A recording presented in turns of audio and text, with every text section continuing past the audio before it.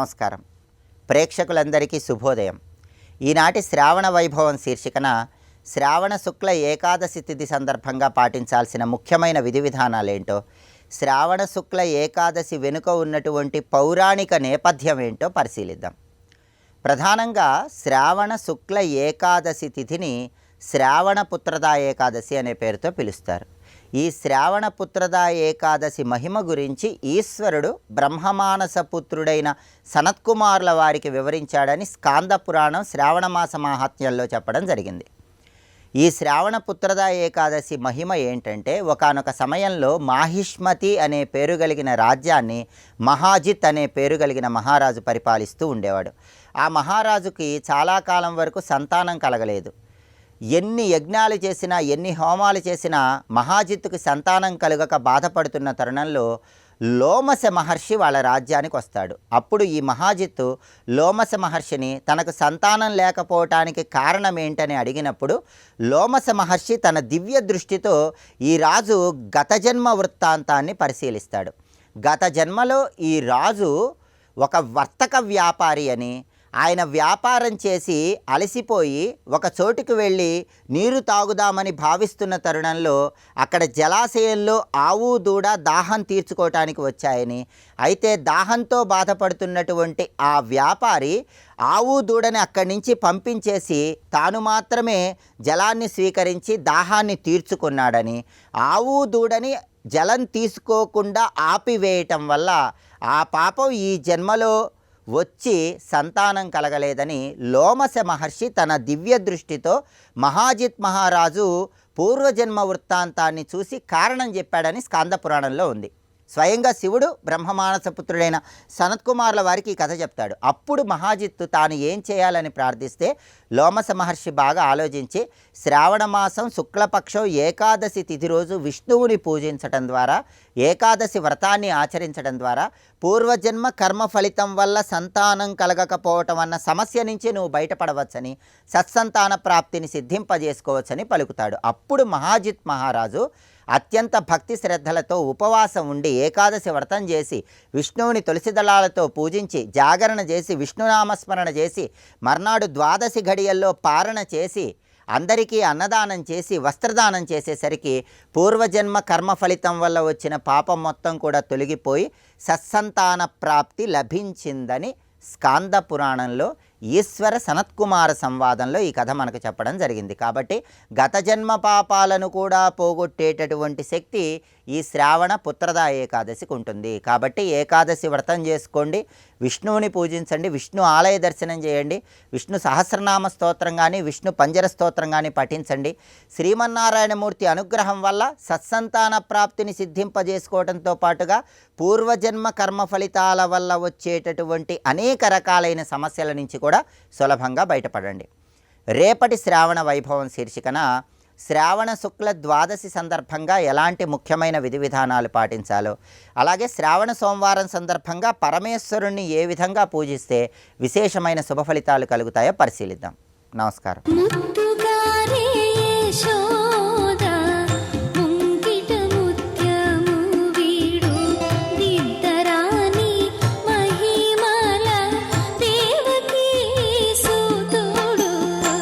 కృష్ణావతారం గొప్పతనం ఏంటంటే, ఇదివరకు జన్మల్లో భగవద్ అనుబంధం కలిగి ముక్తి ఇంకా పొందడానికి అర్హత లేక భగవద్ అనుబంధం వల్ల పుణ్యం మాత్రమే సంపాదించి ఆ పుణ్యం వల్ల కృష్ణావతార సమయంలో వాళ్ళందరూ ముక్తి పొందడానికి జన్మించారు. అది కృష్ణావతారంలో ఉన్న రహస్యం అండి. ఇక్కడ ఈ రహస్యం బాగా తెలుసుకోవాలి. ఇక్కడ పుణ్యం వేరు, మోక్షం వేరు. పుణ్యం వల్ల ఉత్తమ గతులు వస్తాయి, వాటి వల్ల ఉత్తమ జన్మలు కూడా వస్తాయి. అలాంటి పుణ్యాలు ఎన్నో చేస్తే అప్పుడు ఆ పుణ్య బలం వల్ల చివరి జన్మలో భగవదాశ్రయ బుద్ధి అప్పుడు ముక్తి లభిస్తుంది. ఇప్పుడు మీకు ముక్తి పొందే జన్మ వచ్చిందన్నాడు ఇక్కడ. అంటే దేవకీ వసుదేవులకి ఇది ఆఖరి జన్మ, ముక్తినిస్తున్నాడు స్వామి. అంటే కృష్ణుని పొందడం వల్ల దేవకీ వసుదేవులు దొరికిందేమిటి? ముక్తి. కానీ ముక్తినిచ్చే సంతానం ఎక్కడైనా దొరుకుతుందండి? దేవకీ వసుదేవులకి తప్ప. వాళ్ళకి దొరికింది అక్కడ. అందుకని ముక్తినిస్తాను ప్రకటించేశాడు స్వామి. ఇది మీకు ఆఖరి జన్మ అన్నాడు. ఇక్కడ సూత్రం పట్టుకోవాలి. కృష్ణావతారం మొత్తం సూత్రం. కృష్ణావతారంలో కృష్ణుడితో అనుబంధం ఉన్న వాళ్ళందరూ ఇదివరకు భగవంతుడితో అనుబంధం ఉన్నవాళ్ళే. కానీ అప్పటి భగవద్ అనుబంధం వాళ్ళకి పుణ్యం ఇచ్చింది. ఆ పుణ్య ఫలంగా వాళ్ళు కృష్ణావతారం కాలంలో పుట్టారు. ఇది సూత్రం అండి, ఇది గ్రహించవలసిన సూక్ష్మ విషయం. ఇది కృష్ణావతారంలో రహస్యాతి రహస్యమైన అంశం. ఇక్కడ దుర్మార్గులు కూడా అంతే. ఇప్పుడు ఉదాహరణకి కంసుడు ఉన్నాడు, వాడిది ఆఖరి జన్మే, అది తెలుసుకోవాలి. వాడిది ఆఖరి జన్మేట, ఎలా అయిందో తెలుసుకుందాం. కానీ వాడు ఇదివరలో రాక్షసుడు. వాడు ఆ రాక్షస ప్రవృత్తి అలా సాగుతూనే వచ్చింది, ఏమాత్రం చెక్కు చెదరకుండా. వాడు అప్పుడు కాలనేమి. ఈ కాలనేమి ఎప్పుడో క్షీరసాగర మదన సమయంలో దేవదానుల యుద్ధంలో విష్ణువు చేతులు దెబ్బతిన్నాడు. విష్ణువు చేతులు దెబ్బతింటే ముక్తి వచ్చేయాలి కదా, ముక్తి రాలేదు. విష్ణువు చేతిలో దెబ్బతిన్నందుకు పుణ్యం వచ్చింది. ఆ పుణ్యఫలంగా ఇప్పుడు వాడు కంసుడయ్యాడు. అలాగా దుర్మార్గంగానో సన్మార్గంగానో భగవద్ అనుబంధం వల్ల పుణ్యం అనేది పొంది, ఆ పుణ్యం వల్ల ఈ జన్మలో ముక్తి పొందేటువంటి యోగం దొరికిందండి. కృష్ణావతారంలో కృష్ణుడి పరిధిలోకి వచ్చిన వారందరూ ముక్తి పొందారు, అందులో సందేహం అక్కర్లేదు. అందుకే కృష్ణావతారానికి ముకుందావతారం అని పేరు. ఇక్కడ ఇది ఒక రహస్యమైన అంశం. ఇది మొత్తం అవతారం అంతా వ్యాఖ్యానించుకోవడం జరుగుతుంది. మనం ఒక ఘట్టం చెప్తున్నామంటే ఆ ఘట్టమే కాదు, ఆ ఘట్టంతో మిగిలిన ఘట్టాలకు కూడా మనం అన్వయించి చెప్తున్నాం. మీరు ఒక్కసారి ఆలోచించండి. జైవిజీల గురించి చాలామందికి తెలుసు కదా. జైవిజీలు మొదటి జన్మ ఏమిటి? హిరణ్యాక్ష హిరణ్యకశిపులు. రెండవ జన్మ రావణ కుంభకర్ణులు కదా. మూడవ జన్మ శిశుపాల దంతభక్తులు. నాలుగవ జన్మ కృష్ణావతారంలోనే ఆఖరి జన్మ. పరిశీలించండి ఇక్కడ. కనుక కృష్ణుడి పరిధిలోకి వెళ్ళిన వాళ్ళందరికీ ఆఖరి జన్మే. కనుక ఎవరు కృష్ణుడిని ఆశ్రయిస్తారో వాళ్ళ జన్మ ఆఖరి జన్మే. కనుక ఆఖరి జన్మ యోగం ఎవరికి ఉంటుందో వాళ్ళే కృష్ణ భక్తులు అవుతారు. ఇది తెలుసుకుంటే చాలు. ఇక్కడ అదండి కృష్ణుడి యొక్క గొప్పతనం. అందుకే మిగిలిన అవతారాల్లో లేనిది కృష్ణావతారాల్లో ఉన్నది ఏంటంటే ఇన్ని పేర్లు ఈ అవతారంలో లేవు. కృష్ణుడికి ఎన్ని పేర్లు. అందుకే కృష్ణుడికి ఇప్పుడు మరొక పేరు కలిసింది, ముకుంద అవతారం. ముకుందుడు ముక్తిని దదాతీతి ముకుంద అన్నారు ఇక్కడ. కనుక కృష్ణావతారం లక్షణం అది. అది ఇక్కడ చూపిస్తున్నాడు. కనుక మీరు పరాంగతిని పొందుతారు. పరాగతి అంటే మోక్షం, మరొకటి కాదు. ఇక్కడ ఏది చేరితే మరొకటి అక్కర్లేదు, ఏది చేరితే మరి వెనక్కి రారో దాన్ని పరాగతి అంటారు. ఇక్కడ దాన్ని మీరు పొందుతారు. ఇది వరకు పుణ్యం సంపాదించారు, ఇప్పుడు ముక్తి పొందుతారు అని వారికి అభయమిచ్చాడు. అభయమిచ్చి చేయవలసిన పని చక్కగా నిర్దేశించాడు. నన్ను జాగ్రత్తగా తీసుకువెళ్ళి వ్రేపల్లెలో ఇదే సమయంలో యశోదమ్మ ఒక స్త్రీ శిశువుని కని ఉంటుంది, నన్ను అక్కడ పెట్టి ఆవిడ్ని ఇక్కడ తెచ్చుకో అన్నాడు. ఎలా తేగలను, బంధింపబడ్డానికి అది ఏం అడగలేదు వసుదేవుడు. ఎందుకు? ప్రభావవిత్. ఆయన ప్రభావం తెలిసి ఇంకేం అడుగుతాడు? సరే అని ఊరుకున్నాడు. ఆశ్చర్యకరంగా యోగమాయా ప్రభావం చూపించింది. యోగమాయా ప్రభావం ఎక్కడ చూపించింది? నందుడి ఇంట్లో కాదు, ఇక్కడి నుంచి అక్కడి వరకు పరచుకుంది ఆవిడ. యోగమాయా ప్రభావం లేనిది ఎప్పుడండి, ఇప్పుడు మాత్రం లేదా? యోగమాయా ప్రభావమే మొత్తం పరుచుకుంది. యోగమాయా ప్రభావం వల్లనే తాళం చెవులు విడిపోయాయి, చేతికి బంధించిన గొలుసులు తెగిపోయాయి. అంతవరకు కంటికి రెప్ప వేయకుండా కాపలాకొస్తున్న భటులు నిద్రోపక్రమణం చేశారు. కంటి మీద రెప్ప వేయకుండా కునుకుపాటు లేకుండా తిరుగుతున్న కంసుడికి మైమరపు వచ్చింది. ఇక్కడ ఏకకాలంలో అందరికీ ఆ స్థితి ఎవరు కల్పించారంటే యాదేవి సర్వభూతేషు నిద్రారూపేణ సంస్థిత నమస్తస్యై నమస్తస్యై నమస్తస్యై నమో నమః యోగ నిద్రాం భగవతే విష్ణోహో అని చెప్పినట్లుగా ఆ యోగ నిద్రాస్వరూపిణి ఆ యోగమాయాదేవి మాయపరచిందండి. ఇక్కడ మాయపరిచింది కనుకనే పుట్టిన శిశువు ఆడ శిశువా మగ శిశువా తెలియనంత యోగమాయ. ఇక్కడ వీళ్ళకి అసలు పరిస్థితులే తెలియలేదు. అటువంటి యోగమాయ ప్రభావం చేత భగవాన్ ఆత్మమాయయా, చక్కని మాట, ఆ మాయాశక్తి చేతనే అప్రాకృతమైన విష్ణువు ప్రాకృత శిశువు వలె మారి తండ్రి వైపు చూశాడు. తండ్రి విషయాన్ని అర్థం చేసుకుని సూతికాగృహాత్ సుతం సమాదాయ ఆ పురిటి ఇంటి నుంచి కృష్ణ పరమాత్మని శ్రద్ధగా తీసుకువెళుతూ ఉండగా చెరసాల తలుపులు తెరుచుకున్నాయి. ద్వారపాలకులు, పురజనులు వీళ్ళందరూ కూడా పదార్థ జ్ఞానం మరచి ఇంద్రియ వ్యాపారాలు తొలగిపోయి నిద్రలో ఉన్నారు వారందరూ. ఆశ్చర్యకరంగా ఆ సమయంలో వవర్ష పర్జన్య ఉపాంశు గర్జిత, ఒక్కసారిగా మేఘము గర్జించి చిరువాన పడ్డం ప్రారంభించింది.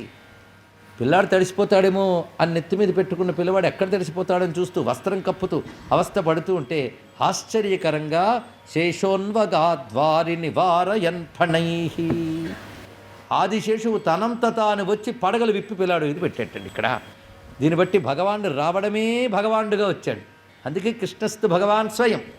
అందుకే పిలవకుండానే వైకుంఠంలో సేవ చేసి ఆదిశేషువు మళ్ళీ కైంకర్యానికి వేయించేశాడు. ఇక్కడికి వేయించేసి పడగలు విప్పి పట్టుకున్నాడు. ఆశ్చర్యకరం, ఉబ్బి ఉత్సహించి తరంగాలతో ఎగస్తున్నటువంటి యమునా నది తరంగాలు ఒక్కసారి నేలపాటై స్వాగతం పలికే వసుదేవునికి. దదౌ సింధురివ శ్రియపతే, మార్గం దదౌ సింధురివ శ్రియపతే. అలనాడు ఏనాడో రామచంద్రమూర్తికి సముద్రం లొంగి దారి చేసిందన్నారు. అంత పెద్దవాడి ధనుస్సు పట్టుకుని బాణం ఎక్కువ పెడితే అప్పుడు జరిగింది.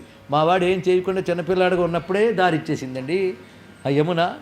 ఇవ్వడమే కాదు, అంత నేలకు దిగినది పూర్తిగా నేలలో ఇంకిపోకుండా వసుదేవుడి కాళ్ళు మాత్రమే తడిసేటట్టుగా, పైగా కృష్ణుని మోసుకొస్తున్న వసుదేవుడి చరణాలు కడగాలనిపించింది యమునా నదికి. ఆ విధంగా ఉన్నది యమున. హాయిగా దాటి వచ్చేశాడు వసుదేవుడు. వచ్చి నందవ్రజం సౌరి రూపేచ్చ తత్రా, నందవ్రజానికి చేరుకుని తాన్ గోపాన్ ప్రసుప్తాన్ ఉపలభ్య నిద్రయా. ఆ మేధాదేవి తల్లి జగజ్జని నిద్రాదేవి అంత చక్కగా వ్యాపించిందండి. అక్కడ వాళ్ళెవ్వరికి కూడా ఒంటి మీద తెలియలేదు. సుతం యశోదా శయనే నిధాయ తత్సుతాముపాదాయ పునర్గృహానగాత్. సుతం పెట్టి సుతాం తీసుకువెళ్ళాడు అన్నాడు. అక్కడ సుతుణ్ణి పెట్టి సుత అంటే ఆ స్త్రీ శిశువుని తీసుకుని వెళ్ళాడు. వెళ్ళి మళ్ళీ తల్లి పొత్తిళ్లలో దేవకీదేవి దగ్గర పెట్టి మళ్ళీ గొలుసులు బంది కూర్చున్నాడండి. మళ్ళీ యథాతథంగా తలుపులు మూసుకున్నాయి. ఒక్కసారిగా ఆవిడ ఏడిచింది. అప్పుడు ఆవిడికి తెలిసి ఎప్పుడు ఏడవాలి, అప్పుడు ఏడిచిందిట. ఏడిచిన వెంటనే పుట్టిన శిశువు యొక్క ఏడుపు. ఒక్కసారి కళ్ళు తెరిచారు నిద్రలో ఉన్నటువంటి భటులు. అబ్బా, మనం ఎంత జాగ్రత్తగా కాపలాకి వస్తున్నాం. ఆహా, చెరసాల తాళాలు వేసి ఉన్నాయి, గొలుసులు బంధింపబడ్డాయి. శిశువు పుట్టేటప్పటికల్లా బలి మేల్కొన్నాం మనమందరం. ఇంకా వార్త అక్కడికి తీసుకెళ్లే లోపల ఆయన పరిగెత్తుకు వచ్చేసాడు వింటూ. కంసుడు తీరా వచ్చి చూసేటప్పటికల్లా ఆశ్చర్యపోయాడు. అది పుట్టాడు కాదు, పుట్టింది. ఏమిటిది? ఆశ్చర్యపోయి అష్టమగర్భం అన్నారు. అదే విష్ణువుట కొంతమంది చెప్పి వెళ్ళారు ఆ నారదులు మొదలైన వాళ్ళు. తీరా చూస్తే స్త్రీ రూపం. కనుక ఇప్పుడు ఏం చేయాలి? సర్వం శ్రీకృష్ణ చరణారవిందార్పణమస్తు. స్వస్తి.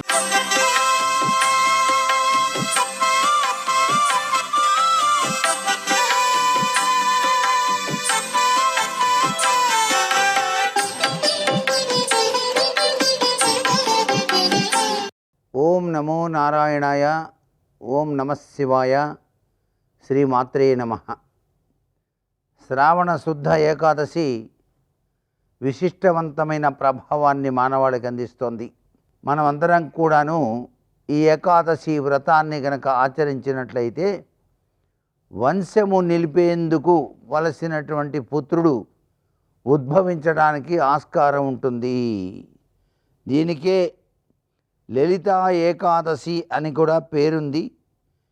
ఈ రోజున శ్రీ మహావిష్ణువును పూజించి ఉపవాస వ్రతాన్ని అనుసరించడంతో పాటు గొడుగు, తాంబూలం తప్పనిసరిగా పండితులకు దానంగా ఇవ్వటం కూడా మంచిదే.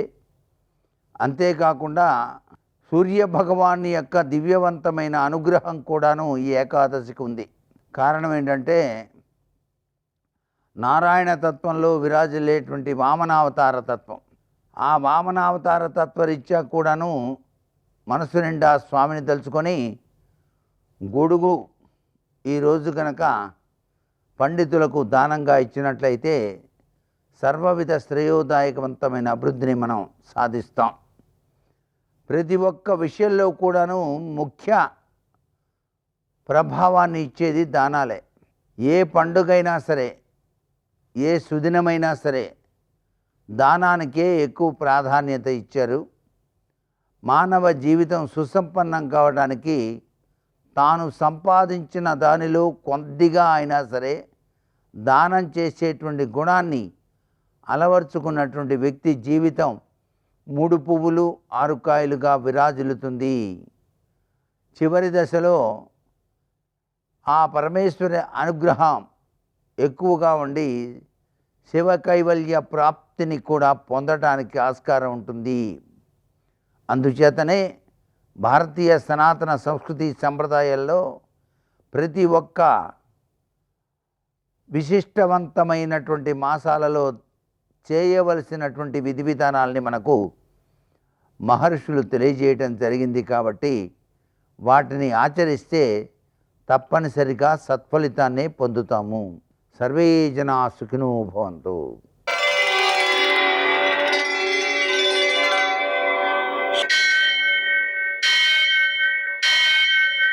సహస్రశీరుషం దేవం విశ్వాక్షం విశ్వశంభువం విశ్వం నారాయణం దేవమక్షరం పరమం పదం విశ్వతః పరమాం నిత్యం విశ్వం నారాయణగుం హరిం విశ్వమేవేదం పురుషస్తద్విశ్వముపజీవతి పతిం విశ్వస్యాత్మేశ్వరం శాశ్వతం శివమచ్యుతం నారాయణం మహాజ్ఞేయం విశ్వాత్మానం పరాయణం. సూర్యశౌర్యమథేందురింద్రపదవీ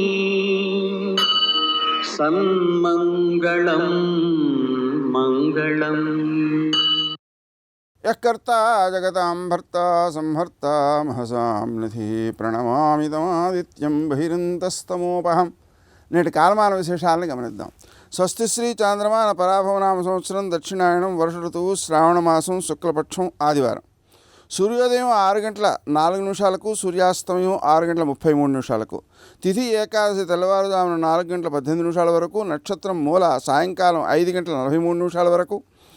వర్జం మధ్యాహ్నం 3:55 నుంచి 5:42 వరకు. మరల తెల్లవారుజామున 4:24 ప్రారంభం. దుర్ముహూర్తం సాయంకాలం 4:53 నుంచి 5:43 వరకు. అమృతకాలం ఉదయం 10:32 నుంచి 12:20 వరకు. రాహుకాలం ఆదివారం కాబట్టి సాయంకాలం 4:30 నుంచి 6 గంటల వరకు. అష్టగోగ్రీత్యా శుభప్రదమైన సమయం ఉదయం 10 గంటలకి. నేటి విశేషం ఆదివారం, అలాగే ఏకాదశి, పుత్ರದ ఏకాదశి. సంతానం లేనివాళ్ళు ఈ ఉపవాసం ఉన్నట్లయితే ఉత్తమ సంతానం కలుగుతుంది. సంతానం గలవాళ్ళు ఈ ఉపవాసం ఉన్నట్లయితే ఉత్తమ సంతానం అవుతుంది, వాళ్ళు అభివృద్ధిలోకి వస్తారు. అలాగే ఈరోజు కన్యాయనం ఉంది. అది ఉదయం 7:49 ప్రారంభమవుతోంది. అందుకని మధ్యాహ్నం 2:27 వరకు పుణ్యకాలం ఉంటుంది. ఆ సమయంలో షడశీతి పుణ్యకాలం అంటారు. నదీ స్నానం, అలాగే పితృదేవతారాధన, దానం ఇవన్నీ కూడా ఉత్తమోత్తమైన ఫలితాలను అందజేస్తాయి. ఈ ఆచరణ వంశము వృద్ధి చెందడానికి, ధర్మము వృద్ధి చెందడానికి ఉపయోగపడుతుంది. నేటి ఆణిముత్యాలు.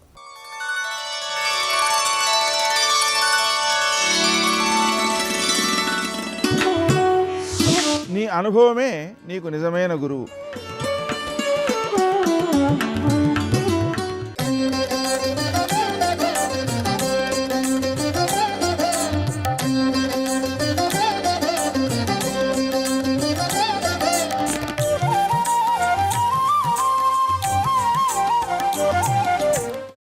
ఈ శరీరంతో చేసినటువంటి పుణ్యకర్మల వలన మాలిన్యాన్ని పోగొట్టుకొని పాత్రత పొంది, పాత్రత వలన జ్ఞానమును పొందితే జ్ఞానము కైవల్యమునకు కారణమయ్యి ఇక పునరావృత్తి రహితమైనటువంటి స్థితికి వెళ్ళిపోతాడు.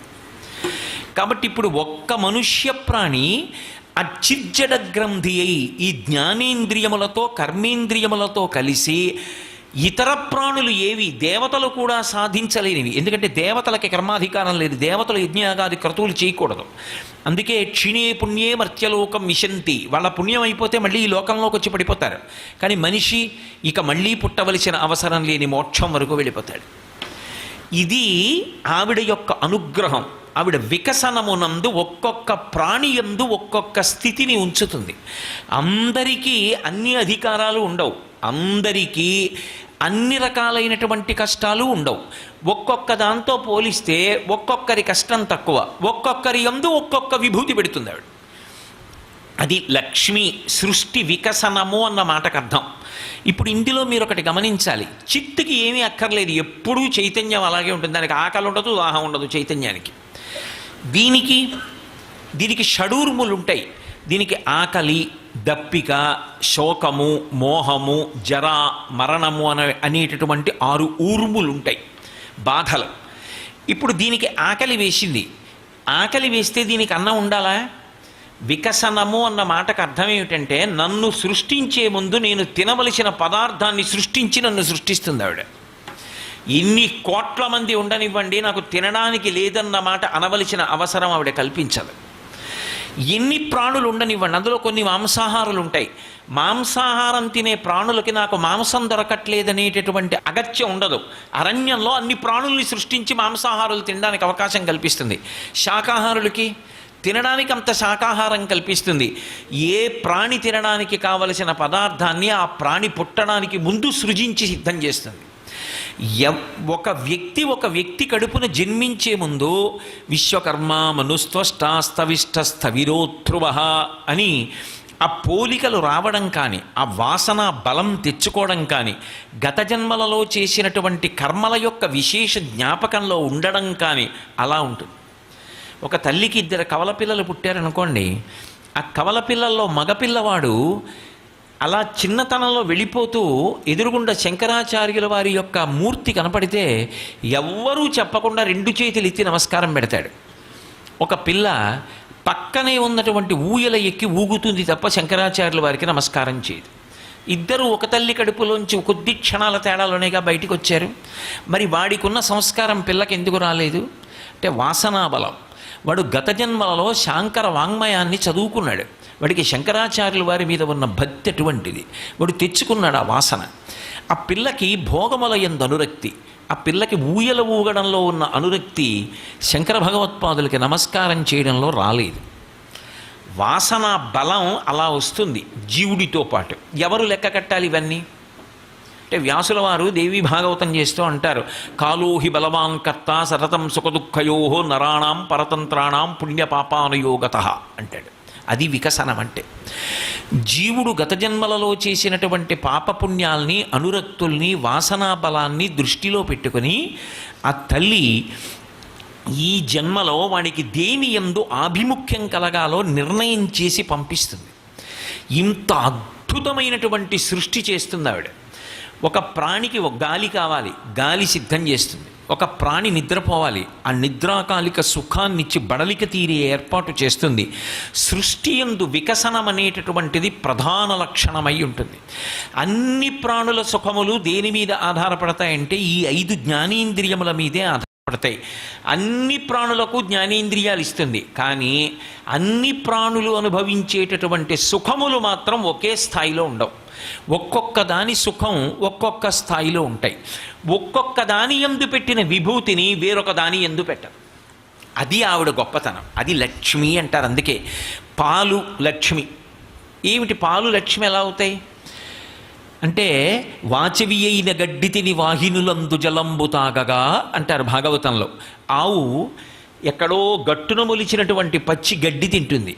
ఎవ్వరికీ అక్కర్లేనటువంటి కాలవలోని నీరు తాగి పచ్చిగడ్డి తిన్నటువంటి ఆవు గబగబా తిని గడ్డి ముద్ద వెనక్కి తెచ్చుకొని బాగా నవిలి జీర్ణం చేసుకుని సమీకృత ఆహారమైనటువంటి పాలనిస్తోంది. పసిపిల్లవాడు తల్లిపాలు చాలనివాడు ఆ పాలు తాగుతున్నాడు.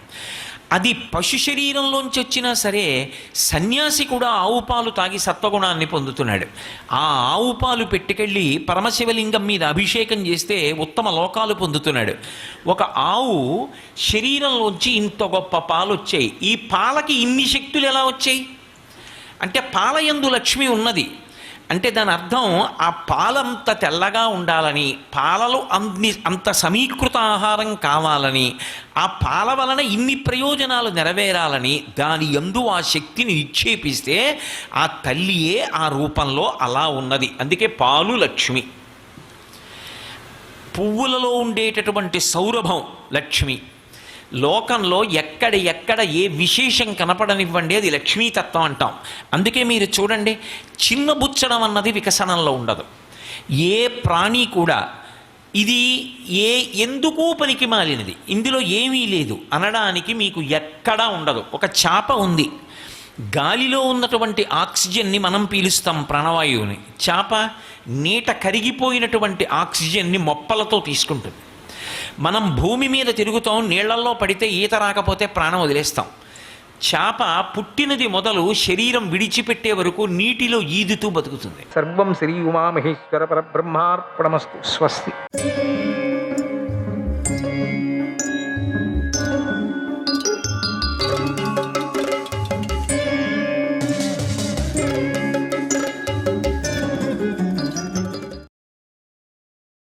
ముప్పై 34వ అధ్యాయము.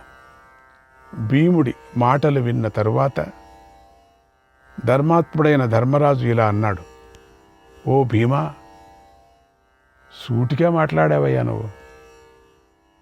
నా హృదయాన్ని బద్దలు చేస్తూ నిజాన్ని చెప్పావు. నిజమేది, నువ్వు చెప్పిందంతా నిజమే, ఇందులో సందేహము లేదు. ద్రౌపది కళ్యాణి చెప్పింది నిజమే, ఇందులో సందేహము లేదు. నువ్వు కఠినంగా మాట్లాడినా, నాకు ఇష్టం లేని మాటలు ఆడినా అయిపోయింది, అక్కడ క్లోజ్, కొట్టేశాడు ఒక్క దాంట్లో. జడ్జిమెంట్లో ఒక్కటి లైన్ అది.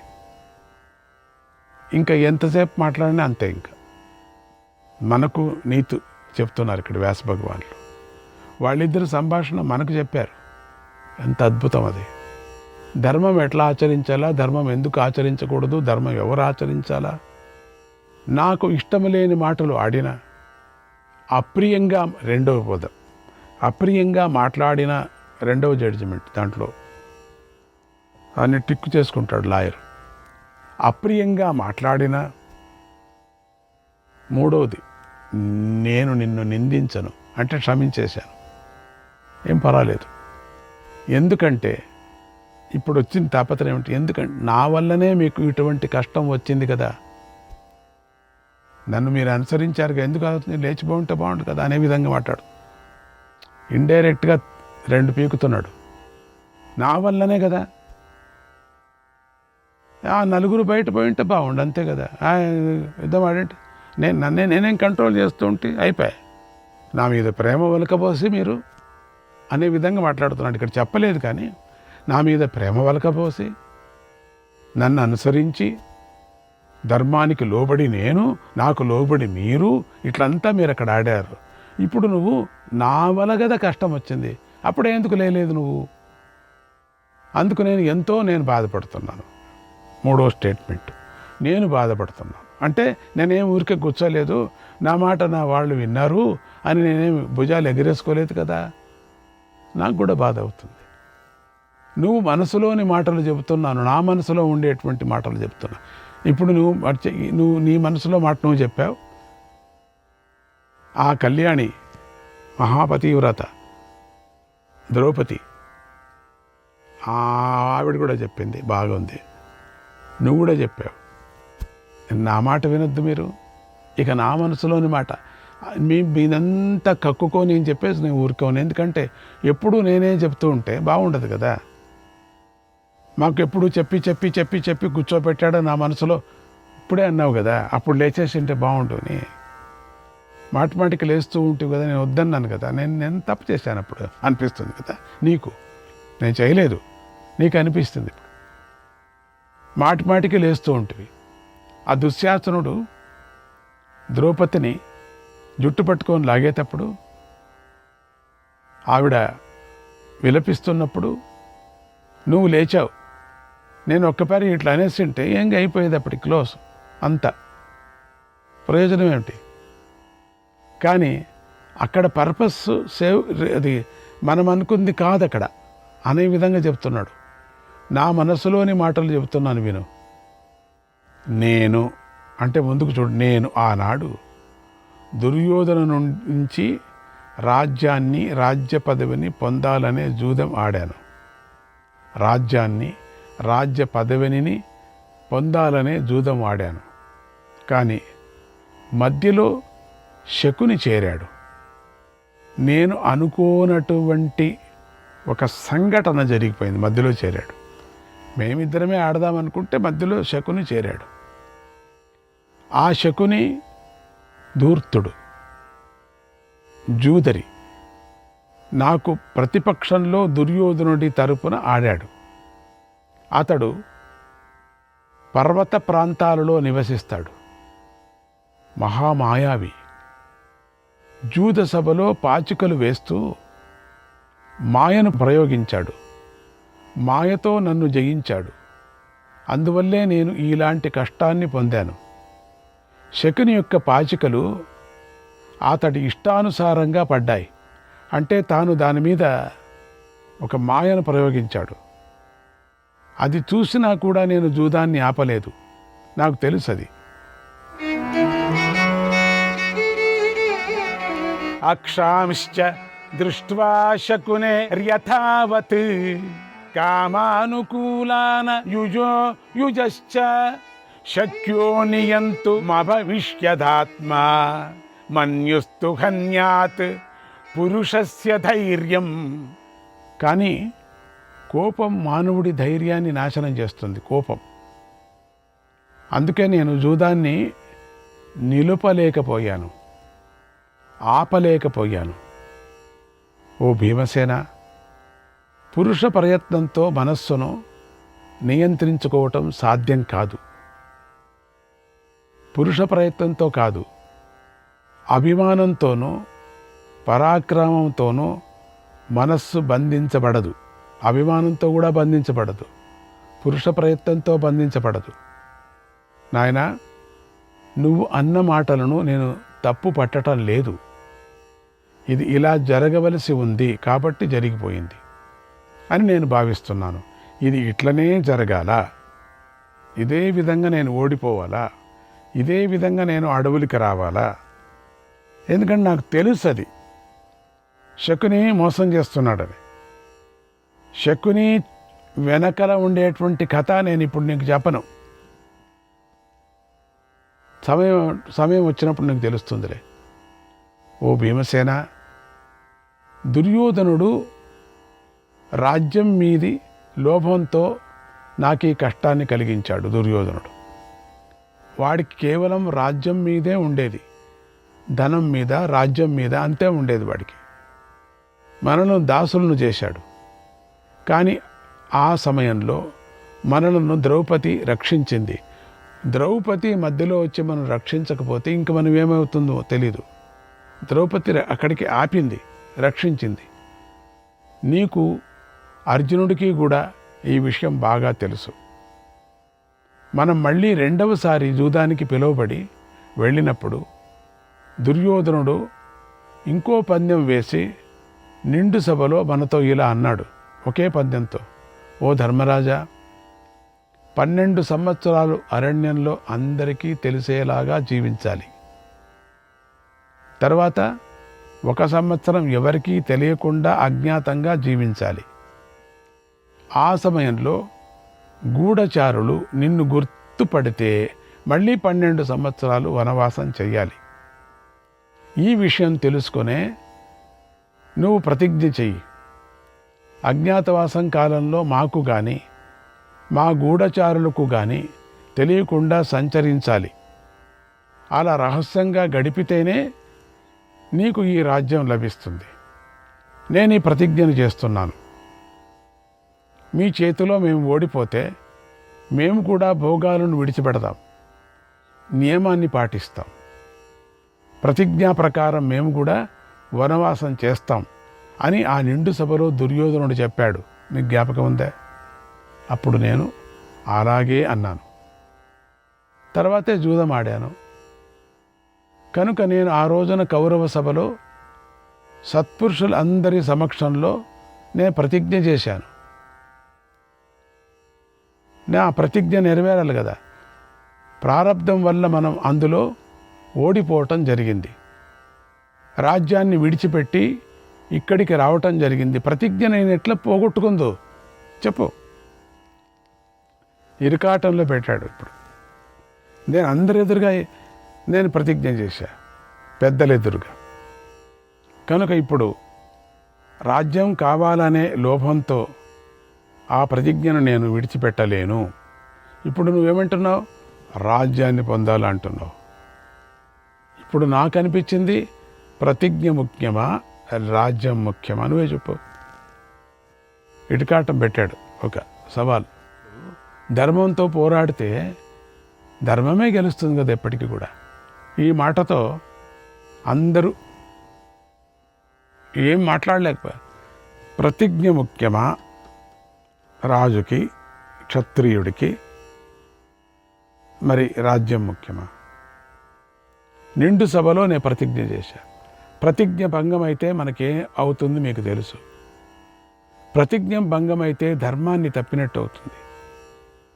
ధర్మాన్ని ఎప్పుడు తప్పుతామో అదో లోకాలు ప్రాప్తిస్తాయి, మనకు కాక నన్ను అనుసరించిన మీకు కూడా. మనం ఒప్పుకున్నాం కదా ఏమని 13 సంవత్సరాలు, 1 సంవత్సరం అజ్ఞాతవాసం, ఇట్లా ఒప్పుకున్నాం కదా. అందుకని ఆ ప్రతిజ్ఞ చాలా ముఖ్యమైనటువంటిది నాకు. అలా మనకెంతో కష్టమైన వేషాలను ధరిస్తున్నాం, వనాలలో కష్టపడుతూ నివసిస్తున్నాం, అనేక దుఃఖాలను అనుభవిస్తూ తిరుగుతున్నాం. ఆ దుర్యోధనుడు శాంతిని కోరుకోవటం లేదు. ఎందుకంటే కోపానికే వశుడైపోయాడు. మనలను ఇంకా ఇంకా కష్టాల్లోకి నెట్టాలని చూస్తున్నాడు. అదే కోరికతో ఉన్నాడు. అతడు కురువంశీయులందరినీ తన వశంలోకి తెచ్చుకున్నాడు. వాళ్లను ఉన్నత పదవుల్లో నియమించాడు. శ్రేష్ఠుడైన వాడు ధర్మాన్ని అతిక్రమించి రాజ్యాన్ని పాలించడం, శాసించడం అనేది ఎంతో అవమానకరం. శ్రేష్ఠుడైన వాడు ధర్మాన్ని అతిక్రమించి, శ్రేష్ఠుడైన వాడు.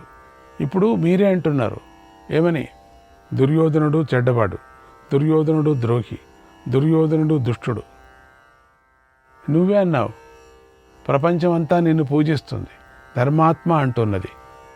నే శ్రేష్ఠుడా, వాడు శ్రేష్ఠుడైతే నీ దృష్టిలో అని సవాలులాగా మాట్లాడుతున్నాడు. అందుకని ఇక్కడ శ్రేష్ఠుడైన వాడు ధర్మాన్ని అతిక్రమించి, శ్రేష్ఠుడైన వాడు ధర్మాన్ని పట్టుకున్నాడు.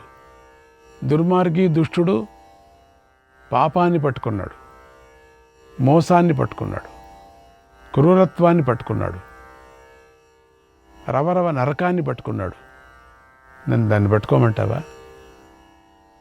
శ్రేష్ఠుడైన వాడు ధర్మాన్ని అతిక్రమించి రాజ్యాన్ని పాలించడం, శాసించడం అనేది ఎంతో అవమానకరం, మరణానికన్నా దుఃఖకరం.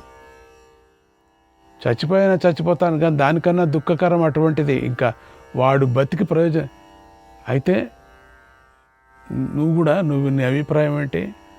ఆ దుర్మార్గుడైన దుర్యోధనుడిలాగా నన్ను కూడా ఉండమంటావా అని అర్థం. ఓ భీమసేన, ఆనాడు జూదంలో మనం ఓడిన తర్వాత నువ్వు నా 2 చేతులను కాల్చాలని అన్నప్పుడు నిన్ను అర్జునుడు వారించాడు. నన్ను కాల్చాలన్నావు అప్పుడు, తెలుసా? నీ జ్ఞాపకం ఉందే? ఆ కోపంలో 2 చేతులను కాల్చాలన్నావు. ఎందుకు మాటిమాటికి నేను చేయని ఇట్లా అన్నాను కదా, వద్దు వద్దు వద్దు అని. నా మీద నీకు ఎంత కోపం వచ్చింది తెలుసా నీకు?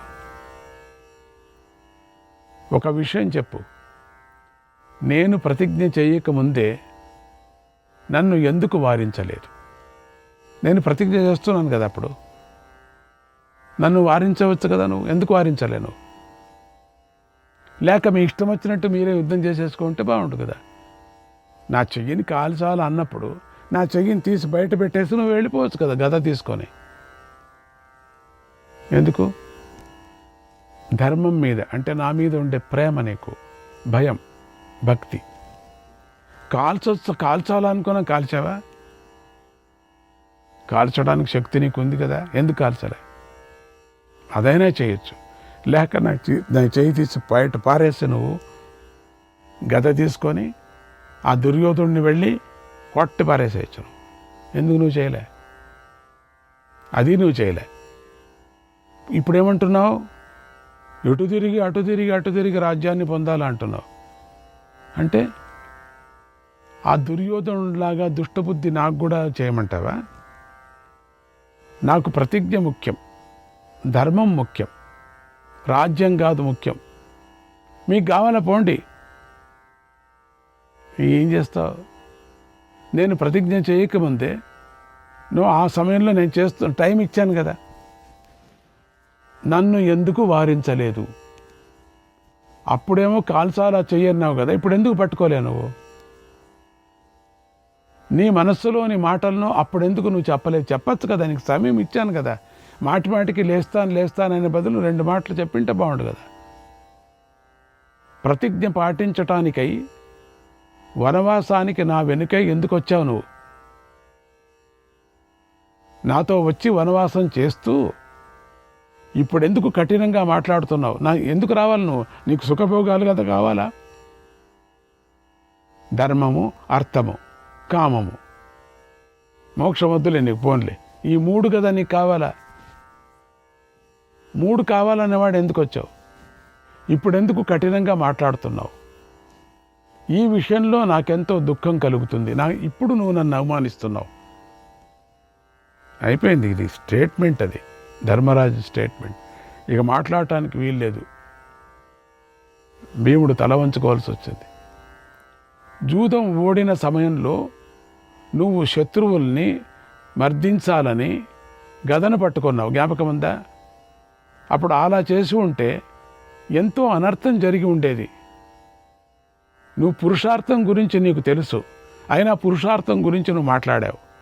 నువ్వు వేదాలు చదువుకున్నావు, శాస్త్రాలు చదువుకున్నావు, నీకు ధర్మం తెలుసు. నేను ప్రత్యేకించి చెప్పనక్కర్లేదు. నువ్వు సామాన్యుడు, వాయువు, నువ్వు వాయుదేవుడు. నువ్వు ఇట్లా మాట్లాడచ్చా?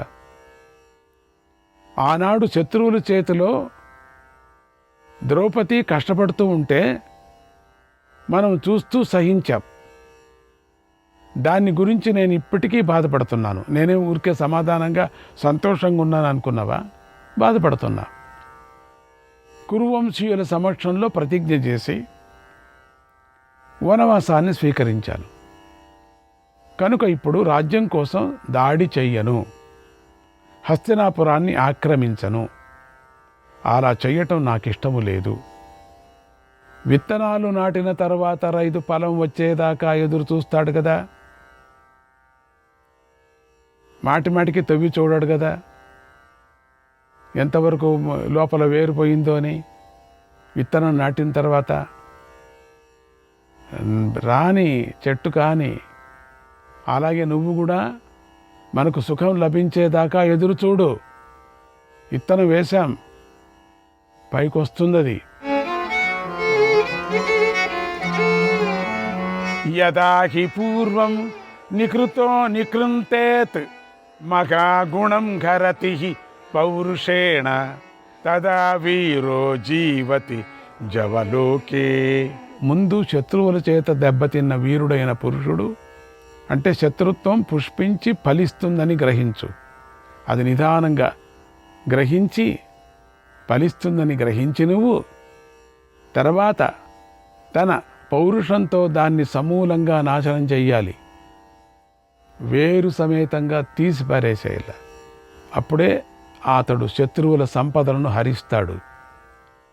ఈ మధ్యలో హరించటానికి వీల్లేదు. పూర్తిగా కాయని అంటే ఇక్కడ ఏదో ధర్మసూక్ష్మం దండిగా ఉంది ఇక్కడ. అందుకని ఈ విత్తనం వచ్చిన తర్వాత పండిన తర్వాత సమూలగ్రహంగా ఆ ముళ్ళ చెట్టును తీసి పారేసేయాలి. అటువంటి వాడే ఈ లోకంలో సుఖంగా జీవిస్తాడు. ఆ వీరపురుషుడే లోకంలో పూర్ణంగా సంపదను పొందుతాడు. అటువంటి వాడికే శత్రువులు లొంగి నమస్కరిస్తారు. త్వరలోనే అతడికి మిత్రులు ఏర్పడతారు. దేవతలు ఇంద్రుణ్ణి సేవించినట్లుగా అందరూ అతన్ని సేవిస్తారు. మిత్రులు అతన్ని ఆశ్రయిస్తారు.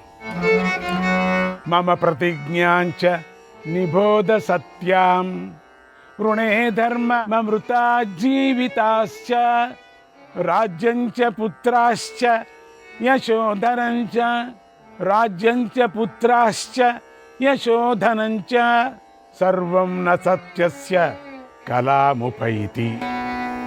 ఓ భీమసేన, ఈయన సత్యమైన ప్రతిజ్ఞను గ్రహించు. ఇది సత్యమైన ప్రతిజ్ఞ, ఇది నేను దాటలేను. నేను మోక్షం కన్నా జీవితం కన్నా కూడా ధర్మాన్నే కోరుకుంటూ ఉంటాను. ఆ ధర్మం అది, నా ప్రతిజ్ఞ ఒక ధర్మం, దాన్ని నేను కోరుకుంటాను. నాకు మోక్షం వద్దు. శ్రీకృష్ణాయ పరమాత్మనే నమః.